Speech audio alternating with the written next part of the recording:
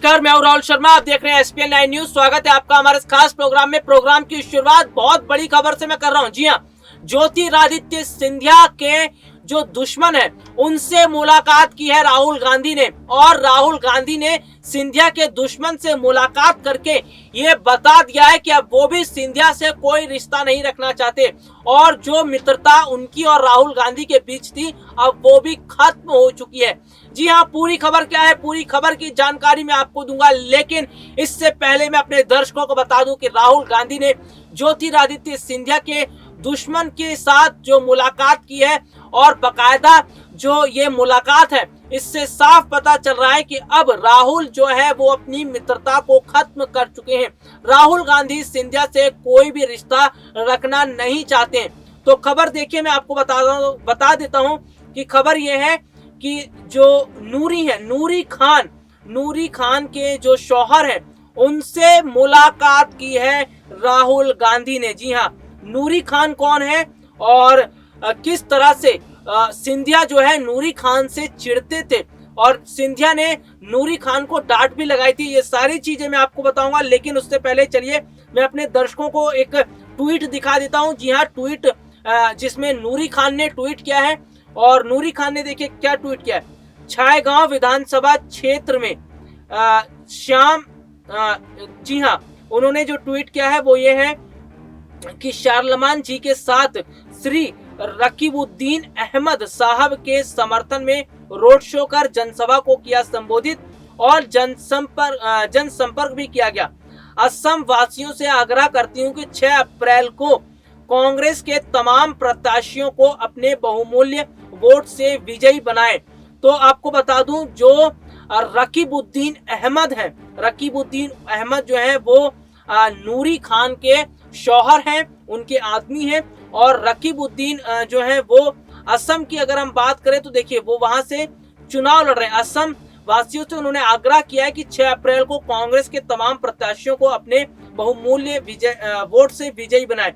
तो ऐसे में राहुल गांधी रकीबुद्दीन अहमद से मिलने गए थे, और रकीबुद्दीन के लिए बाकायदा उन्होंने प्रचार प्रसार भी किया। और अब चलिए मैं आपको यहाँ पर बताता हूँ कि आखिरकार नूरी खान कौन है। दरअसल कांग्रेस पार्टी की बड़ी नेता है नूरी खान, और जब ज्योतिरादित्य सिंधिया कांग्रेस पार्टी में थे तो उस दौरान एक वाकया हुआ था, जब सिंधिया जो है उस रैली में बैठे हुए थे, जनसभा जहां हो रही थी, तो वहां पर नूरी खान कुछ इस तरह की बातें कर रही थी जो सिंधिया को पसंद नहीं आया, और भरे मंच पर ज्योतिरादित्य सिंधिया ने नूरी खान को मंच से उतार दिया था। जी हाँ, ये बहुत बड़ी बात है, और तब से नूरी खान और सिंधिया के बीच बहुत बड़ा मनमुटाव हो गया था। और ऐसे में उन्हीं नूरी खान के जो शौहर हैं उनके लिए जो प्रचार प्रसार राहुल गांधी ने किया, और राहुल गांधी ने जो मुलाकात की रकीबुद्दीन से, उससे साफ पता चल रहा है कि अब राहुल गांधी केवल और केवल चुनाव पर फोकस करना चाहते हैं। असम चुनाव की अगर मैं बात करूं तो असम चुनाव में इस वक्त बहुत बड़ा मुद्दा देखिए सीए का है, और सीए को लेकर राहुल गांधी ने साफ कहा है कि सीए जो है असम में लागू नहीं होगा अगर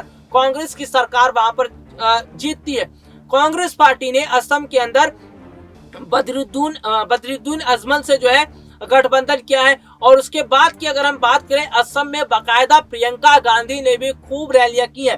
प्रियंका गांधी ने भी ताबड़तोड़ रैलियां की है, वहां के जो जनता है उनसे मुलाकात की है, वहां की महिला वोटर से, यंग वोटर से, और तमाम वोटर से जब मुलाकात प्रियंका गांधी ने की और जमीनी स्तर पर मुलाकात की, इसका मतलब यह है कि प्रियंका गांधी ने तो वहां के लोगों को अपनी तरफ कर लिया। लेकिन जिस तरह से अगर बात की जाए तो हम यहाँ पर राहुल और सिंधिया की बात कर रहे थे, तो जिस तरह से राहुल गांधी ने, आपको याद भी होगा कि सिंधिया को लेकर एक ट्वीट किया था, और उन्होंने कहा था कि जब अगर सिंधिया कांग्रेस में होते तो उन्हें आने वाले समय में मुख्यमंत्री बनाया जाता। इस पर सिंधिया ने पलटवार किया था। तब से जो राहुल और सिंधिया के रिश्ते हैं वो और ज्यादा खराब होते चले गए, और ऐसे में राहुल गांधी ने रकीबुद्दीन के समर्थन में जो रैली की और रकीबुद्दीन से जो मुलाकात की, ये साफ पता चलता है कि अब कांग्रेस पार्टी के जो प्रमुख हैं और कांग्रेस पार्टी नेता राहुल गांधी अब वो भी सिंधिया से कोई मतलब नहीं रखना चाहते। और ऐसे में असम चुनाव पर पूरा फोकस कांग्रेस पार्टी का है, और कांग्रेस पार्टी असम चुनाव जीतने के लिए बहुत सारी तैयारियां करती हुई नजर भी आ रही है। तो कुल मिलाकर अगर स्थितियों की तरफ देखा जाए तो वाकई में ये अपने आप में बहुत बड़ी बात है कि किस तरह से आज जो स्थितियां हैं वो बिल्कुल अलग होती हुई नजर आ रही हैं। आज किस तरह से जो माहौल है वो ये बता रहा है कि जो एक समय में कांग्रेस के बड़े युवा नेता एक अच्छे दोस्त हुआ करते थे, वही युवा नेता आज शत्रु बन चुके हैं। हालांकि सिंधिया की मैं बात करूं तो सिंधिया ने ट्वीट करते हुए ये भी कहा था कि अब वो बीजेपी में पूरी तरह से शामिल हो गए और कांग्रेस से उनका कोई लेना देना नहीं है।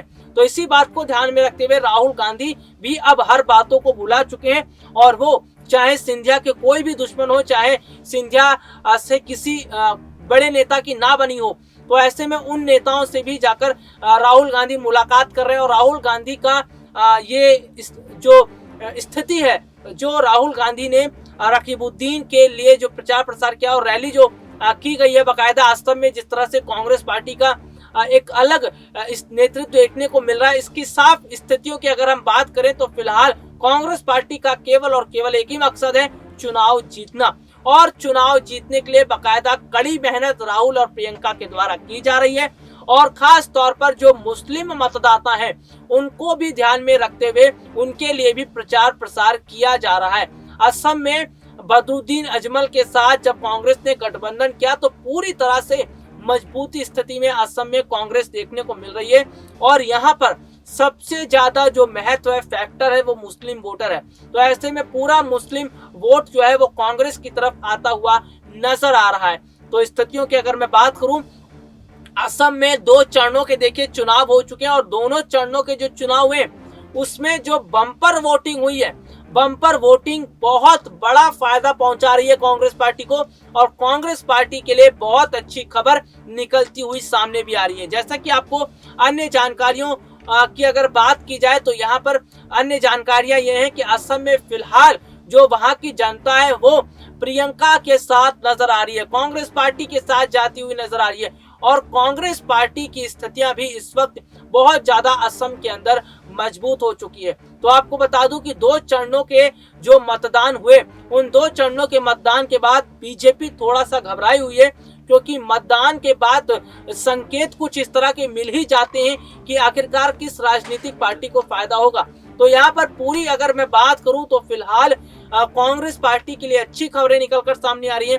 कांग्रेस पार्टी को असम में अच्छा फायदा मिल रहा है और राहुल और प्रियंका की जो मेहनत है वो यहाँ पर कारगर साबित होती हुई नजर आ रही है। लेकिन अगर डर लग रहा है तो वो है बीजेपी को और बीजेपी की जो घबराहट है और बीजेपी जिस तरह से केवल एक ही मुद्दे को लेकर चल रही है, समुदाय और धर्म को लेकर, इसका साफ मतलब ये है कि बीजेपी के पास कोई बड़ा मुद्दा नहीं है और वो कांग्रेस जो है को तोड़ने के लिए पूरी कोशिश कर रही है। लेकिन अगर बात की जाए तो असम में फिलहाल तो बीजेपी की दाल गलती हुई नजर नहीं आ रही है। जी हाँ, फिलहाल के लिए आज मुझे इजाजत दीजिए। नमस्कार।